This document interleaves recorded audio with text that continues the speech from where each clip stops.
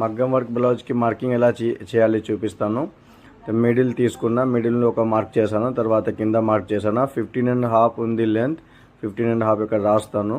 6 inches arm హోల్కి తీసుకున్నా, అక్కడే straight పెట్టాలి స్కేల్తో 6 ఇంచెస్ దగ్గర పైన నుంచి ఇక్కడ మార్క్ చేస్తాను.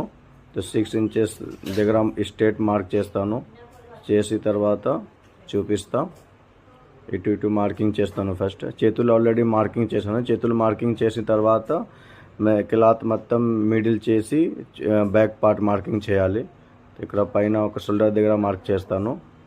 5.5 తీసుకుంటా రెండు సైడ్. చూపిస్తా చూడండి. చేసి అయితే 36 ఉంది, 36 రాస్తాను. 9 ఇంచెస్ ఇటు, 9 ఇంచెస్ అటు టోటల్, అంటే 4 భాగ్ చేయాలి 36కి. ఇక్కడ 5.5 షోల్డర్కి, ఇటు 5.5, మా టోటల్ 11. ఇక్కడ స్ట్రేట్ మార్క్ చేయాలి. మళ్ళీ 1 ఇంచ్ క్రాస్ చేయాలి. తర్వాత ఇక్కడ సేవ్ చేయాలి. ఇలా స్ట్రేట్ మార్క్ చేయాలి. ఇక్కడ 1 ఇంచ్ క్రాస్ చేయాలి. స్ట్రేట్ చేసి ఇక్కడ స్ట్రేట్ చేయాలి. ఇక్కడ సేవ్ చేయాలి. తర్వాత ఇక్కడ ఇది అయిపోయింది. ఇప్పుడు నెక్కి తీసుకున్నా. పైన 2.6 తీసుకోవాలి.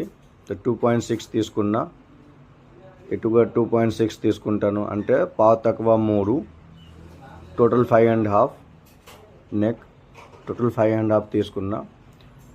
కింద టోటల్ 6.5 తీసుకుంటా.